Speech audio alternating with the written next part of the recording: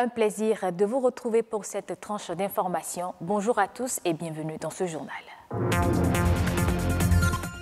Aujourd'hui, 1er mai, tous les travailleurs sont à l'honneur. Au-delà des festivités, quels sont les droits et devoirs des travailleurs? La question est au cœur d'un reportage à suivre dans ce journal.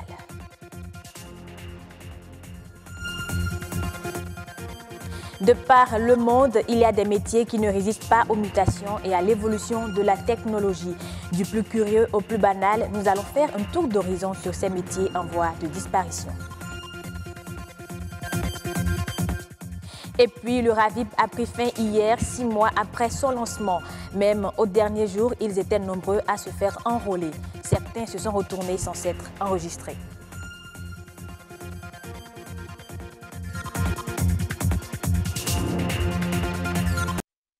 Journée de célébration des combats des travailleurs, aujourd'hui 1er mai, est consacrée comme une journée de repos chômé et payé. Pour cette commémoration, cherchons à comprendre qui est travailleur, mais aussi et surtout quels sont les droits et devoirs des travailleurs qui travaillent au sein d'une entreprise. Igor Ayoso, Ulvaeus Balo. Selon l'article 23 de la Déclaration des Nations Unies de 1948, toute personne a droit au travail, au libre choix de son travail, à des conditions équitables et satisfaisantes de travail et à la protection contre le chômage. Le travail, perçu aujourd'hui comme un effort physique ou intellectuel à accomplir afin d'obtenir un résultat recherché. Il y a un élément fondamental en ce qui concerne le concept de travailleur. C'est l'élément de la subordination juridique de cet employé-là ou de ce travailleur à l'endroit de son employeur qui l'utilise. Le travailleur bénéficie ainsi des conditions de travail qui le protègent. Il est toutefois tenu de respecter certaines obligations. Le premier des devoirs de l'employé, c'est de fournir ses prestations et bien les fournir. Son deuxième devoir, c'est qu'il doit la loyauté à son employeur. C'est d'être disponible, mais dans la limite des horaires de travail tels que fixés par la législation du travail. Pas de devoir sans droit. Le travailleur est également soumis à des règles qui régissent l'exercice de son métier dans l'entreprise. Les horaires de travail, la rémunération de base, les accessoires de salaire, les repos hebdomadaires, les congés annuels, tout cela fait partie de ces droits et ce doit être défini dans le cadre d'un protocole d'accord ou dans le cadre d'une convention collective ordinaire de l'entreprise. Mais dès lors qu'il accomplit dans la loyauté et dans le respect des instructions qui lui sont données, ces prestations qui donne satisfaction à son employeur, il a droit à une rémunération à la mesure du poste qu'il occupe et qui doit être défini dans un cadre formel, en principe. Et si vous aimez ce que vous faites, travailler devient un plaisir. Et rien n'est plus important que de connaître ses droits et ses devoirs avant de signer un contrat de travail. Tant l'employeur a des obligations envers l'employé, tant le Code du travail et les conventions collectives confèrent aux travailleurs des droits. À chaque partie donc d'assumer sa part du contrat. Fête du travail ou fête des travailleurs, la célébration du 1er mai est définitivement rentrée dans les habitudes. Les travailleurs du monde entier fêtent chacun à leur façon selon leur regroupement syndical. Mais alors, quel sens peut-on donner à cette célébration et quelles sont ses origines? Arnaud Adadia revient sur ces questions et évoque les évolutions de cette fête. Suivez plutôt. Aujourd'hui, c'est le 1er mai. Qu'est-ce qui doit inspirer les travailleurs à chaque 1er mai? Voici une approche de réponse. C'est une fête qui est souvent organisée par les syndicats des travailleurs, même parfois mais en marge complètement de l'administration.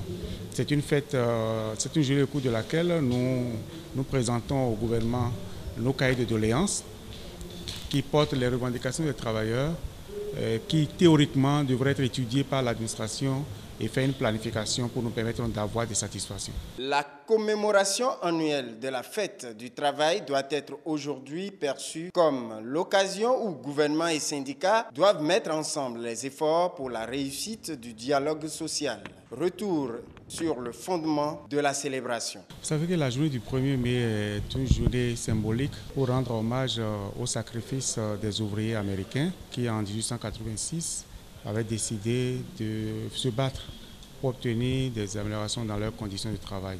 Avant cette bataille des ouvriers, les journées de travail étaient infinies dans les entreprises, dans les usines surtout. Il n'y avait pas de pause, il n'y avait pas de jour de repos. Et les ouvriers donc, pouvaient mourir au travail sans aucune assurance sanitaire. Alors cette journée aujourd'hui nous permet d'avoir, au Bénin comme dans beaucoup de pays dans le monde, des journées de 8 heures de travail. 8 heures de travail, 8 heures de repos, 8 heures de loisirs, ça fait les 24 heures dans une journée. C'est une fête que tout syndicaliste doit honorer, doit commémorer pour que l'âme de ceux qui se sont sacrifiés pour nous, en Chicago, ne se fâche contre nous. Après la bataille des ouvriers américains de Chicago en 1886, s'ensuivent bien d'autres luttes pour la défense du droit du travail. Sauf que ces gloires passées de la classe ouvrière semblent céder aujourd'hui lentement place à des inquiétudes. Ce que nos aînés ont gagné pour nous, aujourd'hui nous sommes en train de les perdre à travers par exemple le nouveau statut des agents permanents de l'État. À partir de la loi sur l'embauche, tout ce qui est acquis, nous sommes en train de les perdre. Ce tableau de désespoir cède le lit à une préoccupation, à savoir qu'est-ce qu'il faut faire. Je pense que nous devrions peut-être commencer à mettre beaucoup plus l'accent sur l'aspect journée de réflexion. Quand je prends le contexte qui est celui du syndicalisme béninois aujourd'hui, avec la tension sociale qui est en train de retomber, nous devrions pouvoir utiliser cette journée-là pour tirer les leçons du mouvement dont nous sommes en train de sortir, les leçons pour le mouvement syndical béninois, les leçons pour les réformes que nous devrions engager nous-mêmes de façon spontanée, sans entendre qu'on vienne nous les souffler, les réformes que nous pouvons engager, que nous pouvons enclencher pour nous permettre d'avoir un nouveau type de syndicalisme. Il faut se battre pour défendre ses intérêts. Il faut militer pour défendre ses intérêts et que ces intérêts passent par la lutte.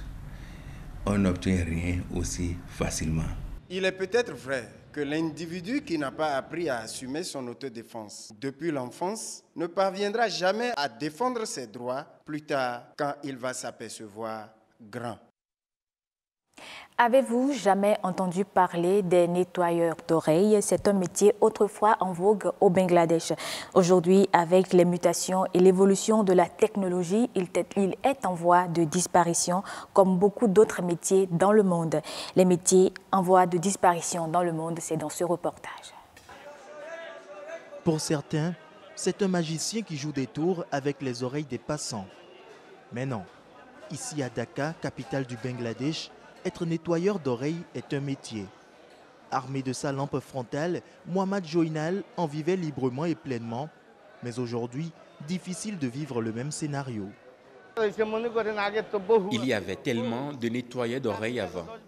Rien que dans cette station de bus, il y en avait 10 à 15. Maintenant, beaucoup d'entre eux font autre chose. Les gens peuvent aujourd'hui acheter un paquet de coton-tige pour 5 takas et toute la famille peut l'utiliser. Mais ceux qui viennent ici doivent dépenser 20 à 50 takas. Les médecins recommandent de ne pas utiliser de coton-tige. C'est pour ça que nous n'avons pas beaucoup de clients de nos jours. Du Bangladesh, on se rend en Inde. Haletant, suant, Mohamed Ansari, âgé de 62 ans, tire son rickshaw à pied à travers les rues grouillantes de Calcutta, se frayant aussi bien un chemin dans la foule des marchés que dans les embouteillages monstres. Rude métropole de l'Est de l'Inde, Calcutta est l'une des dernières villes sur Terre où les pousse-pousse constituent des éléments familiers du paysage, même s'ils connaissent là aussi leur crépuscule.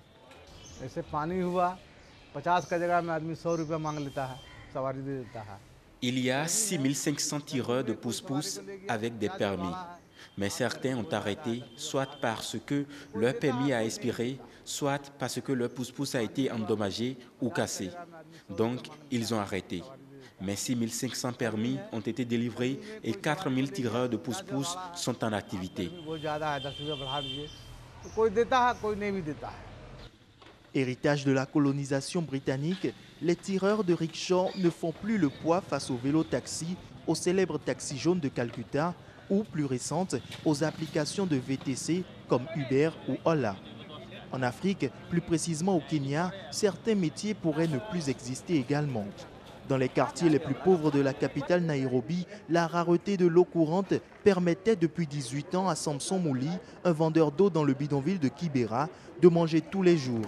Tous les jours, il remplit des jerrycans de 20 litres chargés, 15 pièces à la fois, sur un chariot qu'il pousse ensuite chez ses clients à la sueur de son front. J'adore ce travail parce que c'est sympa. Quand je vends de l'eau, je ne manque pas d'argent à la fin de la journée. Ce boulot a changé ma vie. Mes enfants peuvent aller à l'école parce que je suis en mesure de payer les frais d'inscription. Samson achète le jerrycan d'eau pour 5 shillings, le revend 3 fois plus cher et peut de la sorte gagner jusqu'à 1000 shillings par jour, un bénéfice bien maigre mais assez pour s'extraire de la misère. Mais Samson va bientôt devoir se trouver un nouveau gagne-pain. Le bienvenu développement en cours des infrastructures de base, désormais de plus en plus accessibles pour les plus pauvres, signifie que les jours de son métier sont comptés. Autant de métiers qui sombrent aujourd'hui avec une seule cause, l'évolution de la technologie. Les pratiquants n'ont qu'une seule interrogation, comment survivre ? En 2018, la production céréalière de l'Algérie sera excellente. C'est ce qu'a indiqué Noureddine Amrani, le directeur du département des céréales de l'Office algérien. Cette perspective favorable tient principalement aux précipitations abondantes qui sont tombées dans l'Est, l'Ouest et le centre du territoire. L'Algérie prévoit de couvrir grâce à un accroissement de sa production 90% de ses besoins en blé dur et la totalité de la consommation d'orge d'ici 2020. Brazzaville a abrité un sommet pour la préservation et le développement du fleuve Congo et la forêt équatoriale. Sommet auquel prenait part le roi du Maroc, Mohamed VI, et une dizaine de chefs d'État africains. Selon les organisateurs de ce sommet, les projets éligibles au financement portent sur l'amélioration des voies navigables, la construction des petits barrages hydroélectriques, le renforcement des systèmes d'irrigation des sols, le développement de la pêche, de la pisciculture, de l'aquaculture et le développement de l'écotourisme. On revient au Bénin. Le 1er novembre 2017, le Bénin lançait le recensement administratif à vocation d'identification de la population RAVIP. C'est une opération de recensement massif initial de la population en vue de réaliser au plus vite l'identification des personnes physiques en République du Bénin. Elle a pris fin hier 30 avril. Roch Akweinou et Herman Rodrigue Amengan sont descendus sur le terrain pour constater l'affluence du dernier jour. Prévue pour durer 6 mois, l'opération du recensement administratif à vocation d'identification de la population RAVIP qui a démarré depuis le 1er novembre 2017 est à son terme. Le constat révèle qu'il y a une forte affluence sur tous les sites que nous avons parcourus. Nous sommes ici au siège du 10e arrondissement de Cotonou. Eh bien, nous allons essayer de faire le constat ici également. Depuis quelle heure êtes-vous ici? Depuis 5 heures pratiquement. Alors pourquoi avoir choisi le dernier jour pour vous faire enrôler vu que l'opération a démarré depuis 6 mois? J'étais là depuis le vendredi. Ils ont dit qu'ils vont citer les noms de ceux qui étaient là le vendredi, le samedi. Le samedi, ils ont dit la même chose. Le dimanche, ils ont dit la même chose. Aujourd'hui, maintenant, ils n'ont même pas cité des noms. Il y a des gens qui viennent là seulement, on les fait rentrer, on les remplit et ils s'en aillent. Je viens maintenant, on me dit qu'il n'y a plus de formulaire. Alors que je vois même des formulaires sur la table, on me dit qu'il n'y a plus de formulaire. Vous êtes là aussi sans doute pour le RAVIP. Moi, je l'ai déjà fait depuis qu'on a commencé. Le Béninois aime les derniers jours pour faire le...